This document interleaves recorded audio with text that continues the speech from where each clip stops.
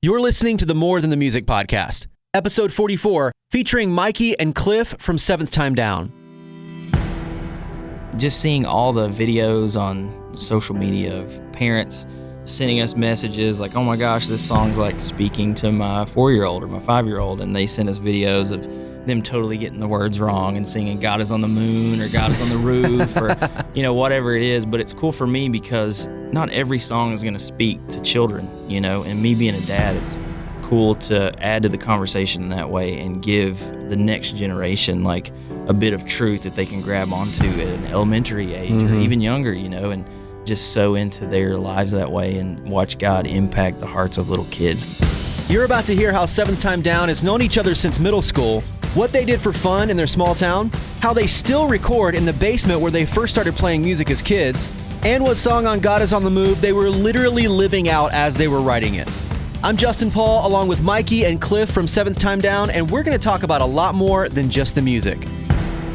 More Than the Music is hosted by Justin Paul, a touring musician turned national radio personality who loves the dramatic, humorous, sometimes tragic, and often inspiring story behind the songs from your favorite artists. You can connect with the show at wayfm.com/Justin. Now here's your host, Justin Paul. I am so excited to be joined on the More Than the Music podcast by Mikey and Cliff from 7th Time Down. How you guys doing? What's up, Justin? How are you? Hey, thanks guys for doing this. We're going to talk about the songs behind God is on the Move. Of course, the title track, God is on the Move, so huge for you guys. Been played all over Way FM and all over Christian radio. But before we jump into the music, let's start back at the beginning and how this whole thing got started for 7th Time Down. You guys been playing music since you were kids together, right? Yeah, man. I remember Cliff moved to town when we were in middle school, a little town in Kentucky, where we grew up writing songs together. I guess we probably started writing songs when we were about 14 or 15, somewhere in there. Terrible songs. Still writing some terrible songs, right? But we just don't put those on the record for sure. But what was like the very first song? Do you remember it?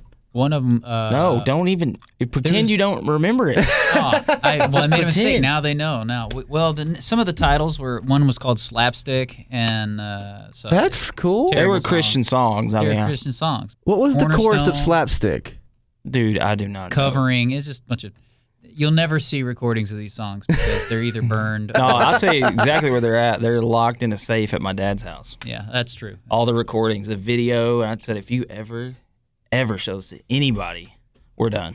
I think this is the perfect opportunity to feature one of those songs on the More Than the Music podcast. I'm pretty certain my 3-year-old might write a better song than this. I'm just saying. Did you guys meet in church? How did you get started? I mean, growing up in a small town, did you just kind of know everybody? Yeah, everybody kind of knows everybody, but Cliff and I met playing football together. Austin and I, our drummer, we met playing Little League T-ball or whatever, and, just got to play music together in middle school at a local, youth-led church service. That's kind of how it got started. So youth group jams is kind of how it all got started. Youth group jams, man. Growing up in a small town, what was there to do in Mount Vernon, Kentucky? Oh, gosh. I grew up in a small town, too, and there was, nothing to do. There was a bowling alley, the movie theaters, and then we would just drive around the mall. You had a mall? Well, it was like a hallway with stores, but we called it a mall. It's 15 minutes to Walmart for us. I mean, Walmart was a big city. Nobody had gas money to get to Walmart. Yeah, it's basically, but they did have gas money to do what they call cruise, which only the cool kids did. Essentially, you had the tobacco barn and the Napa in town, and you would take your truck or your mom's car or whatever you had, and you would turn around at the tobacco barn. You'd drive through town with your windows down and music blaring, and then you'd turn around at the Napa, and you'd go back down. And Mount Vernon, Kentucky sounds just like Tifton, Georgia. We cruised around the mall, the hallway with stores. Do people still cruise, though? I don't know if that's the thing. They shut it down. I think cruising is over. I think social media killed cruising. Because back then, that's how you met somebody who was cruising, and then you'd park in the Napa parking lot. You'd catch eyes and you're going the opposite and then way. you knew you were going to That's how you met girls. Yeah. That's hilarious. You'd cruise you yelling out the window, "Hey, girl!" I guess that's why I never got to cruise. I was not. I was a dork. So I never met a girl cruising. I just got to be honest. Yeah, never happened. I was in chorus to meet girls. Come to find out, that made the girls not like me. So I don't know. I met them. They just weren't interested. It was sad. Cruising was cooler than singing. Exactly. Back then. Look at me now.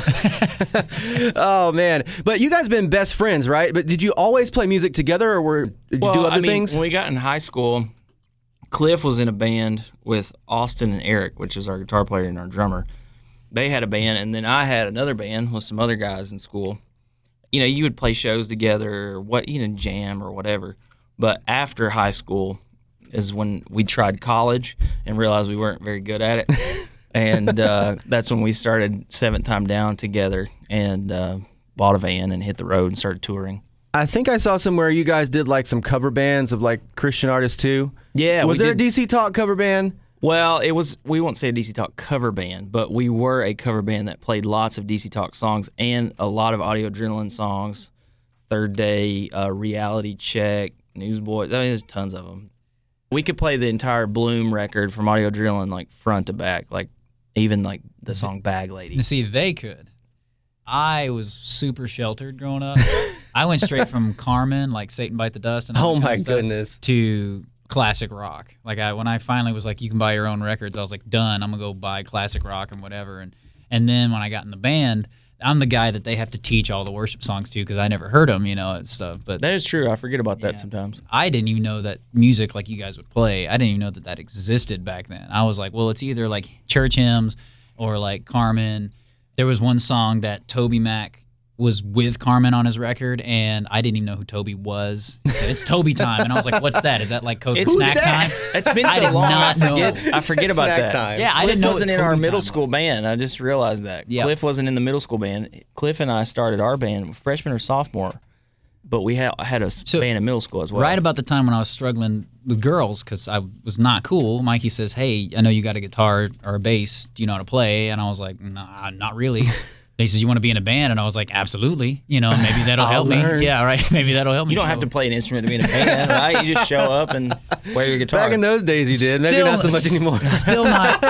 Still not cool at all. But I married a beautiful girl and got beautiful kids, so it worked out in that regard.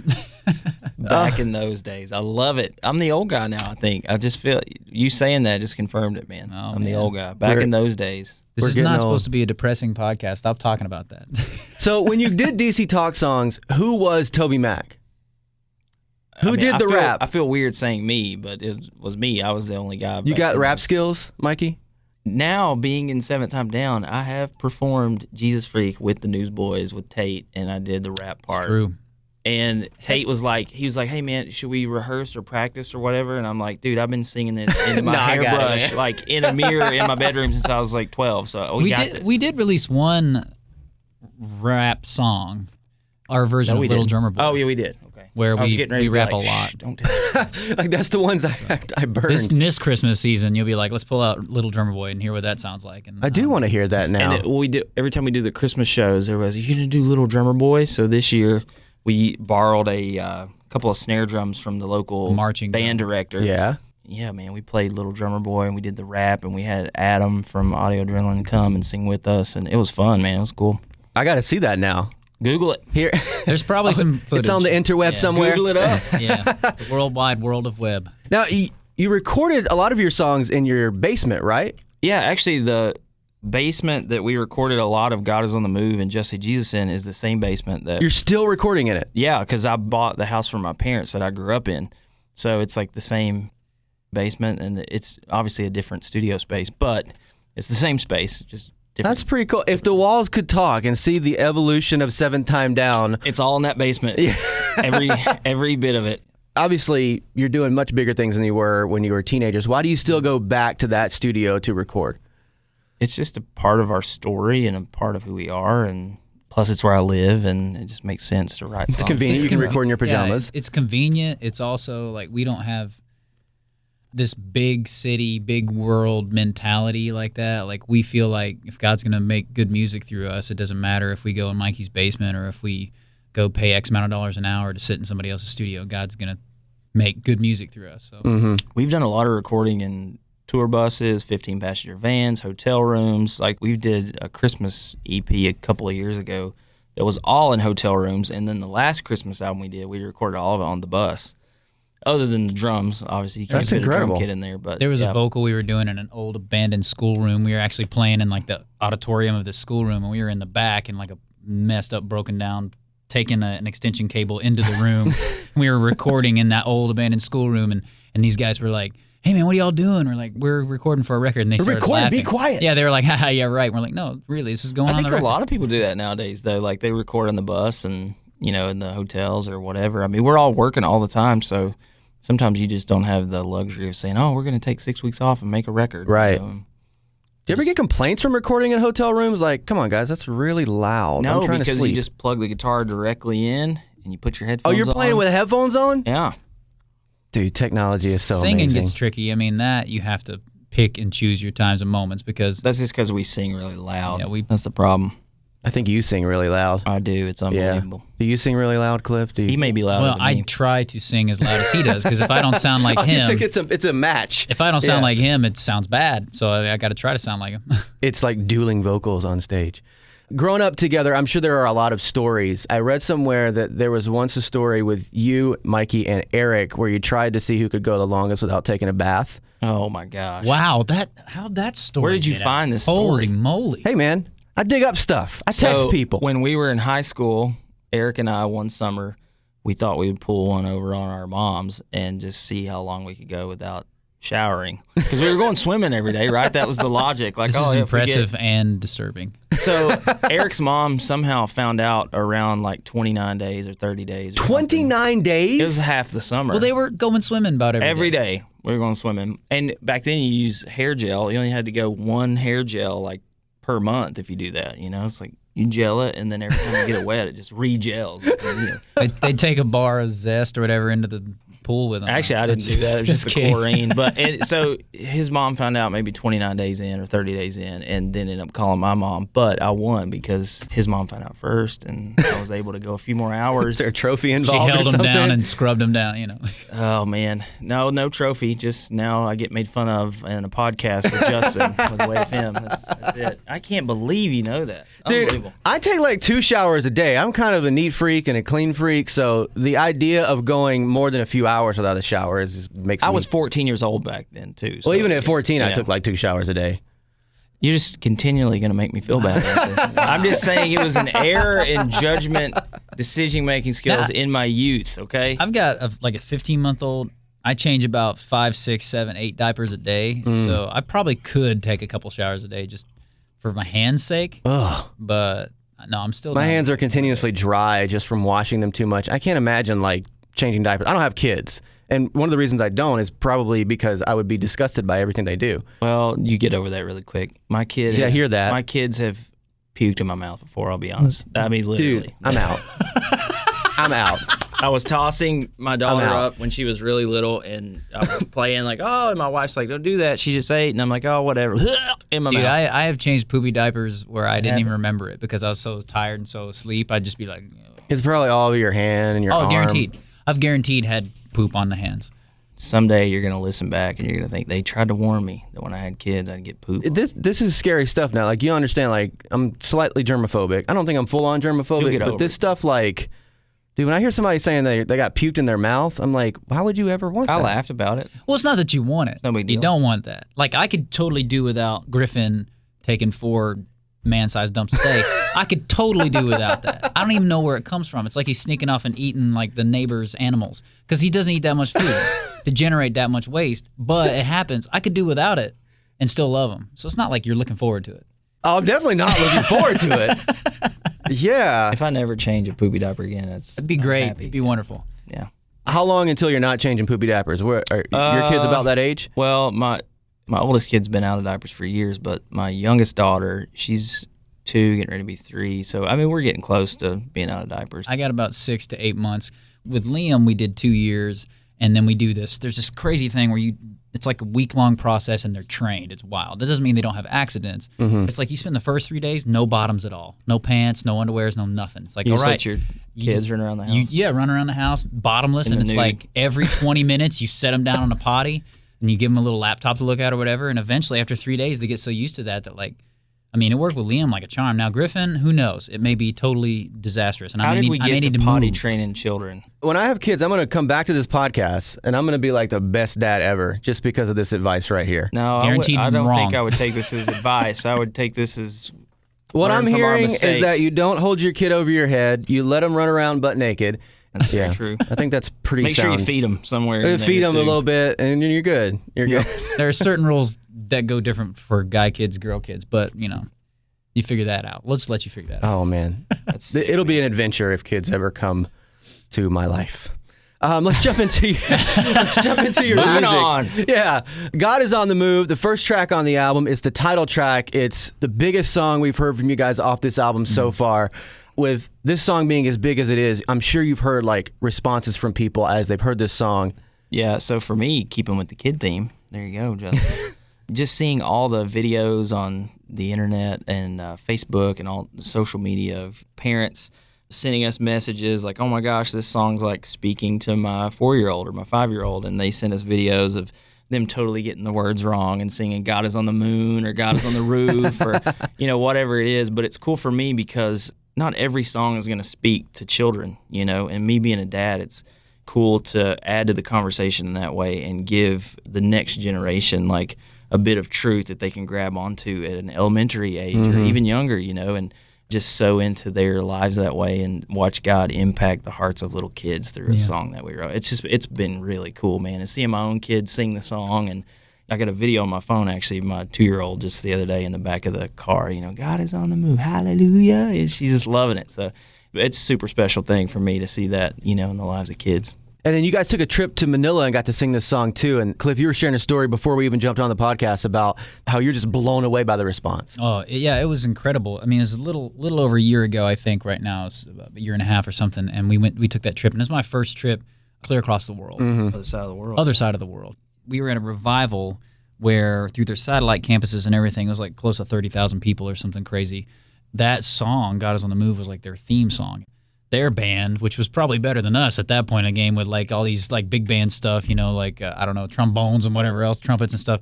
They were playing it however long before we showed up. Wow. So when we got there, it was like the culmination of what they'd already been living in, and it was huge to see them this excited about this phrase and about this idea that the song was representing, them so pumped about it, clear across the world, and that to me, I mean, when we started singing a song, they were jumping and doing backflips and just like a whole choir behind you dressed in like their robes. And it was unbelievable to see the people respond that far away from home to the message that God had given us, in a room with a bunch of dudes. That's one of the reasons why I wanted to write the song too, because we had been traveling to the Dominican and all over the United States and just seeing, God moving through people in different parts of the world and wanting to give them like one song as like a banner they could just wave over their community.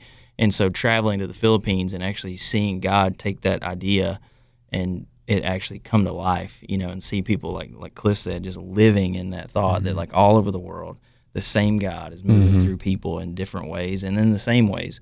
That was an amazing moment. We invited their worship band to play along with us. Killer. God is on the Move the last night of the revival. And they were way better at it than we were. And it was cool. I felt like we were playing keep up with them, because they were so talented.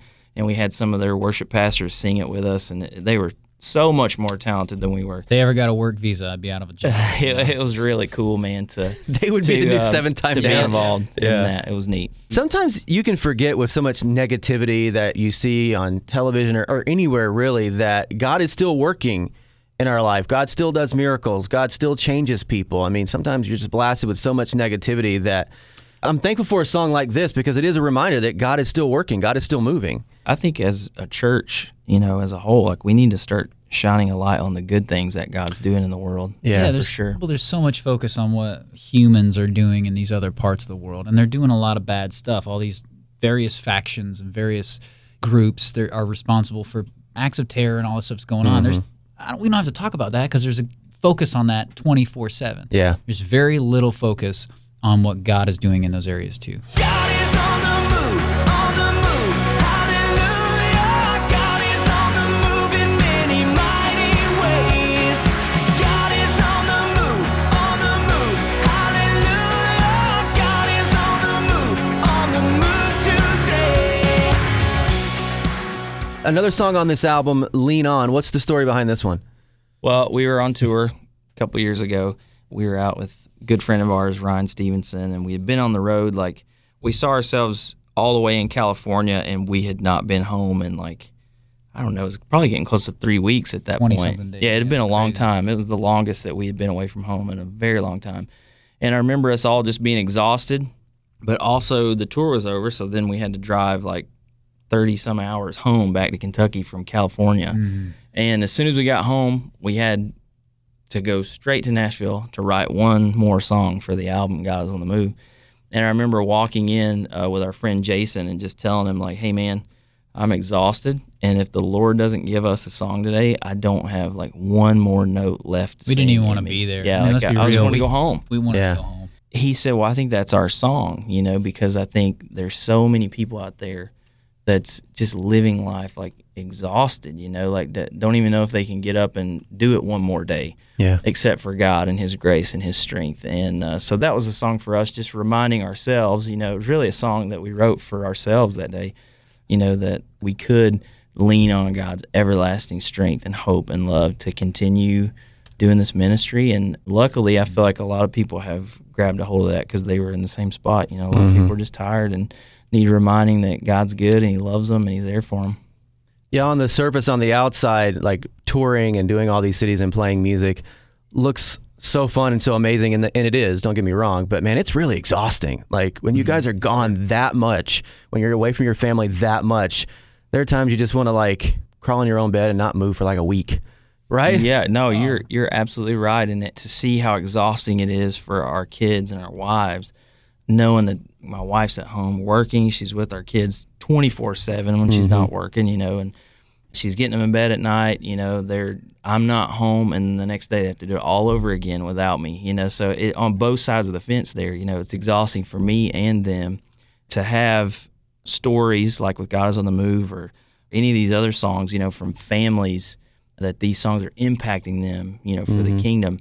It even breathes life into my kids and my wife because they can say, oh, well, that's why Dad has to be gone. That's why my husband has to be gone, because God's using this season that may be difficult for us to really help and impact lives of other people, who are also dealing with the same stuff we are. It impacts your life and the lives of your family in some practical ways that you wouldn't necessarily think about until you're in it. Like a simple example to get the train rolling on the thought process of like what it goes through. We spend so much time in hotels and bus bunks and stuff like that you never know what kind of sleeping situation you're going to have. What that leads to is that at home, we sleep, myself and my wife and my kids, we do not have like a Tempur-Pedic awesome mattress. We have a very crummy old mattress because my wife knows if I got used to sleeping on a very awesome mattress at home when I'm riding on the road, it'd be even worse trying to go to sleep. So that works for me. But man, that's commitment. The right family, there. the family is like the family she loves you. Yeah, you know what I'm saying. Like you realize it impacts in very simple, practical ways. There are things that you have to arrange your life around it, and our families are the ones who are like the rock stars and who are stinking awesome, for putting up with us. You can lean on everlasting arms when your strength fails and your faith is worn. You'll be safe here from all alarms. You can lean on everlasting arms. Yeah. I follow you guys on Instagram, and one thing I noticed when you're taking a lot of pics from the road, Mikey, you take a lot of pictures of your shoes. Yes. You have a lot of shoes. Are you poking fun of me? No, I'm not. Okay, I'm interested in like your shoe collection because you have a lot of really cool, awesome shoes. Like how many shoes do you have? Thank you. Do you know? Well, I have a small closet in my studio space actually that's just full of my shoes, and my wife's always challenging me to count them and see how many that I have. And I refuse to do that because then I know she's going to say, well, why do you need to get more shoes? But I do collect sneakers and things like that. The last time I counted was maybe 9 months ago or something, and I probably had 78 pairs of sneakers, and that's a lot. 78? Somewhere in there, yeah. I thought I had a lot of shoes because I had like maybe 10. Yeah, I have a lot of shoes. How old are some of these? Are these like go way back or are these more recent? They would go way back. Some of them, I think I have a pair that's maybe 10 years old or something. But when I was a kid, I'd get like one pair of sneakers on my birthday, and that kind of did you for like the whole year.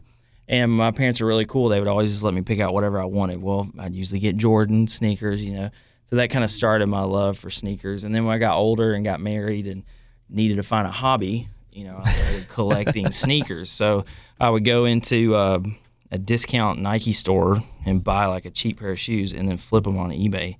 And then I'd take the extra money and then I'd buy the actual shoes that I wanted. So now I've really gotten into it, and it's kind of a thing. And you got all these apps on your phone that tells you like what's coming out next month. And they take shoes that were available when I was a kid, and you can buy them now as an adult. Every couple of years they'll re-release a certain pair. And It really is like a hobby for you. I did not even know you could know this much about shoes. I usually know like what year they would have originally came out in, what game Jordan would have wore them in. Whether or not Nike had to pay a fine for them wearing them Sometimes, that game. I just like the history and the culture like surrounding basketball and sneakers, and it's really cool. I mean, there's some people out there that literally, they have shoes that they've spent $10,000 on one pair of shoes. What? It's crazy. Yeah, oh yeah, absolutely. On some shoes? There's a skateboard shoe. They touch the ground now. Called the Pigeons that were like a release in New York from a little small skate shop, and it's just a low-top Nike Dunk. It's got a little pigeon on it, and they're probably $6,000 to $10,000 on eBay. That is incredible. Yeah, and that's just a Nike Dunk. They have like the Air Mags that were from the Back to the Future movie. Yeah, those like, and those were at auction. Charity or something. They went to $16,000, I think, for a pair. Insane. The flu games that Jordan wore when he was had the flu in the playoffs in the 90s. He gave those to a kid in the crowd. He put them in a safety deposit box, and I think he sold those on eBay a couple years ago for around $100,000. But Jordan actually wore those. I'm kind of this way with hats. I mean, I'm not dropping $10,000 on a hat. That. Well, I'm not dropping $10,000 on sneakers either. Yeah, my wife would kill me. Plus, who's got $10,000? But I do like some of these hats I buy. They might be over $100, and yeah, I don't make that that's much, a pair of sneakers. So Yeah, it's an investment. Well, that's what I tell myself in my shoes too. But then I get them out of the box. I haven't worn them for like a year, and they're turning yellow, and I'm like, I don't know if this is an investment. It's deteriorating quickly. But you wear your hats. I do. What? Every day. I wear a hat every day, literally. It's a hobby, man. There you go. It's like everybody's got something like that. You got a guy that plays golf. He's going to spend $300 on a driver and maybe use it once a week. $25, $30 every time he golfs. Yeah. But you wear your hat every day. I wear sneakers every day. Yeah, you got to wear shoes. It's all good. Got to have them. Now, while I was intrigued by your shoe collection, Mikey, I'm equally intrigued because I follow you, Cliff, on Instagram too. Uh-oh. It seems like every selfie you have the same facial expression. Oh, the Instagram face. Yeah, the Instagram face. Yeah. I the called Instagram face. I called it the Rocks like that. People's Eyebrow meets Bug Eyes meets Duck Lips. Yeah, it's stink eye, basically. Yeah. It's like a stink eye. And then like Stink eye. I know exactly what you're talking about. I could probably do it. Yes, that's it. Yeah. The stink that's it eye, right there. yeah. It's a podcast. You can't see it, but you can see the video on YouTube right now. So basically, it happened in one video or one picture or something. I did that, got a comment or something, and I saw myself. It came out of nervousness because I'm not used to, I don't come from the filming yourself age. So Right. if, like, immediately you tell me you're filming, I have to fight being nervous or whatever, and like, what do I do with my hands? I'm that guy, So it came from me looking at myself and being like, like that, and then making that face every time I make a video, and it just It's every single one. I need to get back to doing that because it's been a long time since I did one. The Instagram face? Yeah. Maybe it's time for a new Instagram face. How long have you been doing the stink eye? It's been a long time. I think it's kind of like Blue Steel. That's the only look I got. Like I could rename it. It's no longer stink eye. Now it's, like you said, people's eyebrow, but it's going to be same deal. Or maybe I'll try it on the other side. People's eyebrow with That's the duck funny. lips. That's Cliff's Instagram pose. That's me. Cliff, one of your favorite songs on this record is this song Always. What's Mm-hmm. the story behind it? Always is about returning to God. We were in the studio and we were just listening to that story and reading that story about the prodigal. Father had 2 sons. Eldest said, I want my portion and I want to get out. He went and spent all of his money and ruined his life and then came back.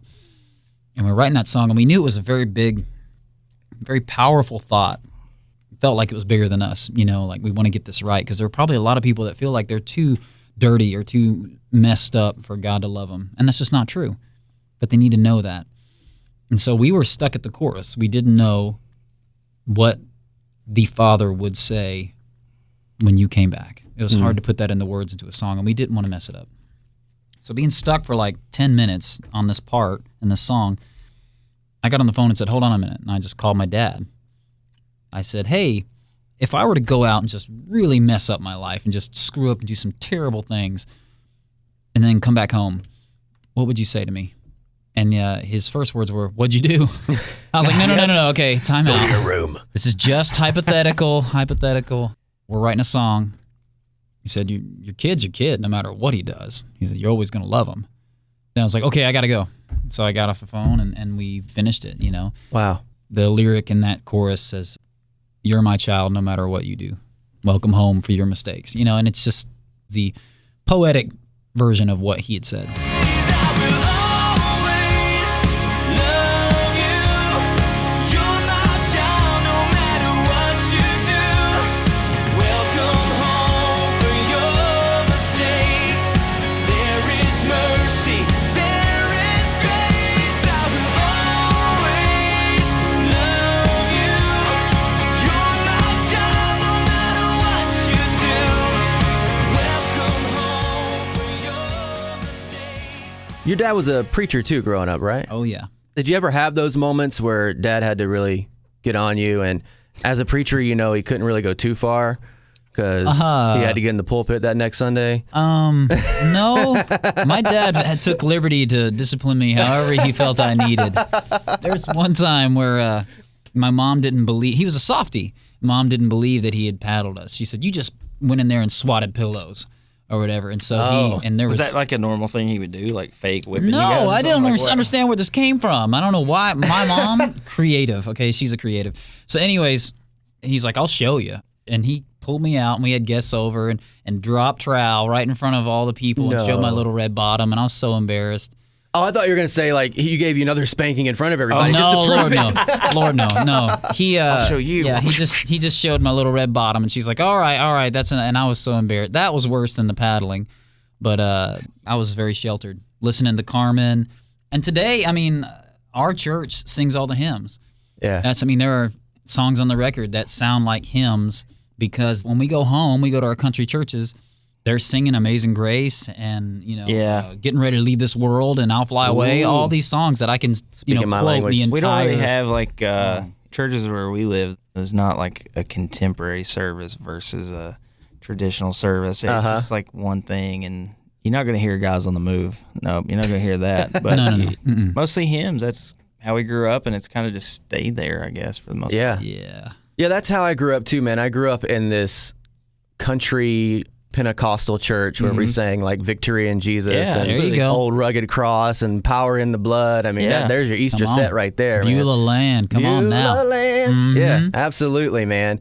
But it's cool to see, like, even coming from that, how you interpret the music now and how it sounds so different, but yet still intertwining those things you grew up on. Yeah, truth's truth, though, no matter how you word it. If it's true, it's always been true. And, there's so much truth in those hymns that we're not going to think up new truths, so you have to borrow and from all those things. And stylistically, I didn't listen to hymns in my car in high school, Yeah. So. And times change, but God doesn't. Right. You know what I'm saying? And if we're talking about God and we're talking about human beings relating to God, the same truths, like he said, that were true in the original Lean on Everlasting Arms or whatever that song is, whatever Everlasting Arms I think is an old hymn that literally inspires us for our song Lean On, you know, and other ones. There's other ones that I'm sure other artists have taken newer songs and been like, man, this other hymn that in my old church the other day, they were singing with their choir just really spoke to me, and it comes into a new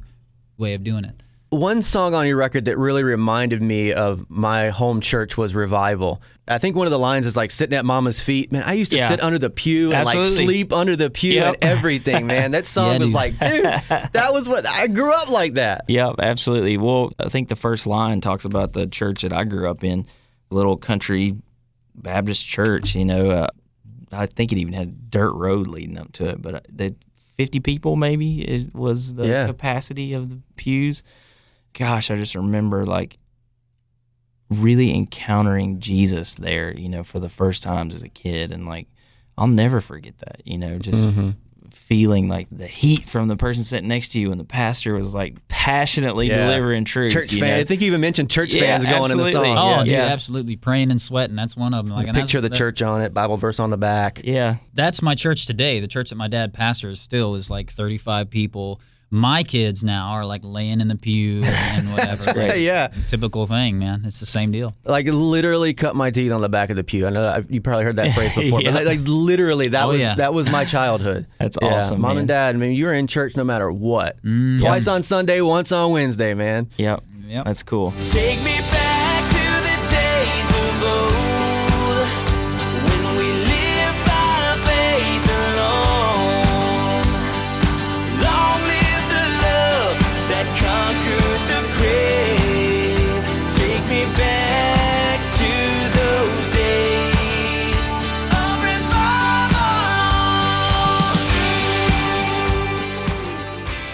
And the last song we're going to talk about from this record is Beautiful Life. What's the story behind it? That's the funnest story behind any song I think we've probably ever written. We were driving to Nashville to write some songs, and we started writing the song about a family leaving their keys in their car or something like that. Here's the setup. Okay, so we're going to Nashville. We always stop in Bowling Green, Kentucky at a Starbucks for some coffee. Mm-hmm. Oh, yeah, and this time I I'm forgot about that. Oh, yeah, thank you. And so, I'm like, man, I want to treat you, Mikey. I was like, I'm going to get your coffee. I'm going to be a good friend.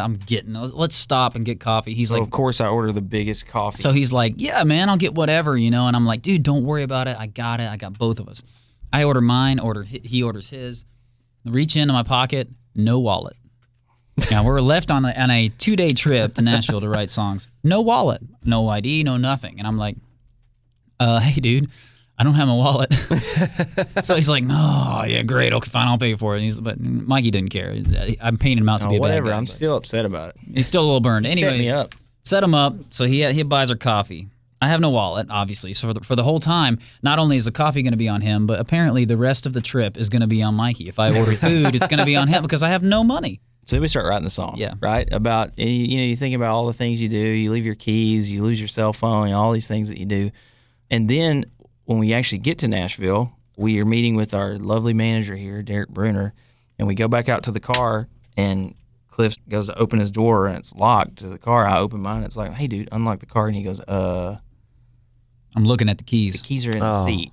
No. And we had just written a song about leaving your car keys, and finding an encounter could you with forget? Jesus in the midst of all the chaos, in life. And I'm like, dude, not only did I have to pay for a coffee and pay for your food and pay for everything else. Now we I have a to- locksmith Yeah, come pay to for the the car, locksmith. and he's like, it's going to be $50 or whatever. And I just go, hey, Mikey, can you hook me up here? Hey, man. And I'm just like, it's going to be 3 days because I got a checking and a savings account and I got to transfer money. And no, you can't have the $50. Cliff, man. I'm a Get terrible your friend. stuff together, man. I'm a Come terrible on. friend. Did you ever pay him back? Did you ever Oh, yeah. cover he something else? Actually did. Because basically, as soon as we got home, I want to say you drove back to my house and wrote me a check. I did. I wrote him a check that bounced. No, I'm kidding. It didn't bounce, but but yeah. You are a good friend. He is a good friend. Well, I'm just returning the favor. I mean, obviously, it's a good friend who's like, well, I man. paid for all that stuff begrudgingly, though. I really did. I was upset that you said Because with me up. lifelong friends, you can hold debt for a long time. Well, and That's right. I wound up kicking my own butt in that scenario because we wound up eating at this restaurant that same night. I decided I'm going to go light and go easy because I'm going to have to pay them back, so I'm just going to get a burger. And they offer these burgers, and then they're like... I forgot about that, too. They said, I look at this list of toppings that's unreal. It's like 20-something toppings. I love burgers, and I love piling everything on them. Mm-hmm. So I like, just give me it all. Give me everything. They're like, he looked at me with the eyebrow, with the stink face, stink eye or whatever, and I'm like, what? He's like, everything? I was like, yeah, dude, all of it sounds great. Fine print. The problem was I didn't realize that every extra topping was like $1.49. Oh, my So God. I wound up having a $30-something cheeseburger. I really did, because when I got the ticket, I was like, dude, your burger's like $30. and I about choked. I was like, what? It's like $2 for bacon, $1 Yeah. for mushrooms, $1 for this, and like it was literally wonderful, $30 burger. but It feels so good it's when a somebody else is beautiful paying. life. it came out of that. In this beautiful life, gotta open my eyes. Take a day at a time. Don't let a moment pass by. It goes so fast. I'm realizing each day is a gift that's given. Slow it all down so I don't miss a thing. God's got something for me in this beautiful life. Cliff, I hear that you're a pretty good karaoke singer. Do you, He do you is. have Oh, karaoke man. skills? He's very good. Is that what I hear? Reluctantly so, yes. It Yeah. has to be the right situation, but then, yes, I will karaoke. What's your favorite song to sing karaoke? Aerosmith. Oh, yeah, I love singing Aerosmith songs karaoke. I Can mean, you hit the note on Dream? Yes. Well, yes, but I used to sing a What? lot of Aerosmith songs when I was younger. Cliff sings all the high harmonies in the choruses of our songs. Okay. So a lot of times people come up and be like, oh man, the song's great. The melody's so high, it's cool, you can hit that. And I'm just going, yeah, but Cliff's way Cliff's going better higher. 'cause he's way higher. It is funny in the studio sometimes. I'm like, are we sure we need the high harmony there? And one time Ian, our buddy, is producing. He's like, yes, you need the high harmony because you can. He's like, so let's just do it. And I'm like, all right, I don't even know if it sounds good, but fine. You know. Do you ever like tell Cliff dude, tonight don't karaoke. We've been embarrassed so many other times. Just don't. It's not embarrassing. It's not embarrassing. It's a good karaoke. Yeah, usually people buy your dinner when they hear him sing karaoke. It's unbelievable. You could have paid for that $38 burger by karaoke that night. I should have made him sing karaoke at that place. I did have somebody come up once, and this was really funny. They said, man, you did a good job. You don't need to be singing karaoke. Like, you actually should do this. You should be in a band. And I just was like, thanks, man. That means so much. I'll work on that. Maybe God will call me there one day. Guys, thank you so much for being here. I'm so glad that you joined me on the More Than the Music podcast to show the stories behind God is on the Move, man. Thanks so much for your time. Thanks, Justin. Thanks for listening to the More Than the Music podcast, episode 44, featuring Mikey and Cliff from 7th Time Down. Hey, look, you've made it to the end. That must mean you love the show. So now would you consider sharing it with your friends on social media? Any Facebook, Twitter, or Instagram share only helps more people hear the amazing stories behind these songs. I also love hearing why you listen to the show. You can email me anytime at justin@wayfm.com or just leave me a 5-star review inside iTunes. JPNLP in Love left me this 5-star review and said, listening to these every day, sharing them and blessing others. I can't get enough. Hey, thank you so much for your comment. I'd love to connect with you too. You can find links on my Facebook, Instagram, and Twitter. Plus, even have a chance to win an autographed copy of 7th Time Down CD, God is on the Move, that was featured in this episode by going to wayfm.com/Justin.